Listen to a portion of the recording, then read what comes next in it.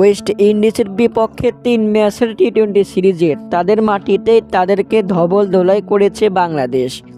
দুর্দান্ত পারফরম্যান্স করায় আইসিসির র্যাঙ্কিংয়ে টাইগার বোলার ব্যাটারদের বিশাল উন্নতি। সিরিজ সেরা শেখ মেহেদী হাসান ফিরেছেন আইসিসি টি-20 বোলারদের র্যাঙ্কিংয়ে শীর্ষ 10 নম্বরে। 3 ম্যাচের টি-20 সিরিজে নিয়েছেন 8টি উইকেট।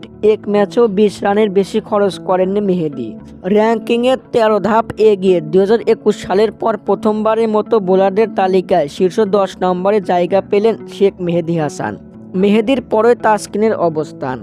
র্যাঙ্কিংয়ে 7 ধাপ এগিয়ে ক্যারিয়ার সেরা 11 নম্বরে উঠেছেন তাসকিন আহমেদ। লেগ স্পিনার রিশাদ হোসাইন চলতি বছরে টি-20তে উইকেট নিয়েছেন 35টি, যা এক বছরে বাংলাদেশিদের মধ্যে সর্বোচ্চ উইকেট শিকারী। র্যাঙ্কিংয়ে 21 ধাপ এগিয়ে ক্যারিয়ার সেরা অবস্থানে উঠেছেন 17 নম্বরে। দুই পেসার হাসান মাহমুদ ও তানজিম সাকিবও উঠেছেন ক্যারিয়ার সেরা অবস্থানে। র্যাঙ্কিংয়ে 23 ধাপ এগিয়ে হাসান মাহমুদ অবস্থান করেছেন 24 নম্বরে ও 16 ধাপ এগিয়ে তানজিম সাকিব অবস্থান করেছেন 45 নম্বরে। এছাড়াও ব্যাটারদের তালিকায় জাকের আলী দিয়েছেন বিশাল লাভ।